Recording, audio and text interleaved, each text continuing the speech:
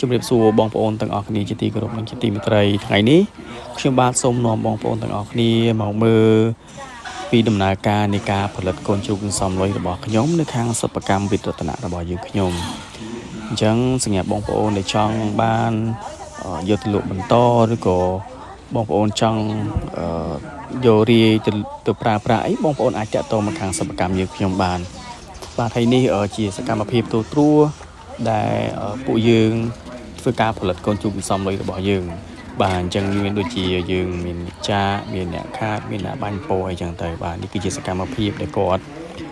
បកពុំដែលទើបចាក់ហើយណាដោយសារយើងថតពីគាត់ពីដើមដំបូងអញ្ចឹងយើងមានចាប់ផ្ដើមពីពេលគាត់បកនេះទៅបាទអញ្ចឹងគាត់បកហើយអញ្ចឹងទៅបាទចឹងបន្ទាប់ពីគាត់បកហើយគឺគាត់យកទៅហាលគាត់យកទុកម្ដងមកយកទៅហាលអញ្ចឹងណាបងប្អូនបាទហើយយើងឃើញហើយគឺយើងធ្វើមួយផ្ចិតផ្ចង់មែនតើដើម្បីឲ្យកូនជ្រូករបស់យើងដែលធ្វើចេញទៅគឺមានស្អាតសម្រស់ស្រស់ស្អាតទេណាបាទបងប្អូនអាចមើលសាច់បាននេះបាទអញ្ចឹងជ្រូកស្អាតណាបងប្អូនបាទមើលទៅហើយនេះបាទហើយនេះគឺជាសត្វស្ងួតគឺជាជ្រូកស្ងួតដែលយើងយកមកឲ្យដែលយើងយកមកខាត់ណាអញ្ចឹងមុនយើងយកទៅបាញ់ពណ៌យើងយកមកខាត់សិនខាត់ពីរបៀបនេះខាត់ដុសខាត់គូវឹកបាទឲ្យវាអស់កម្មកឲ្យវាអស់ដុំពើកដុំអីឲ្យស្អាតទៅបន្ទាប់មកបើយើងយកទៅបាញ់ថ្នាំបងប្អូនបាទ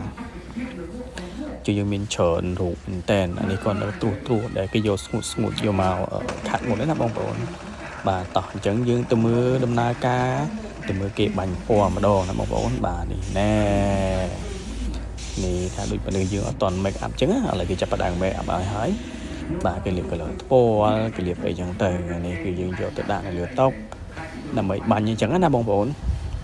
បាទនេះគឺយើងមើលទៅបាទនេះណែខ្ជូតទេបងប្អូនខ្ជូតទេបាទនេះណែ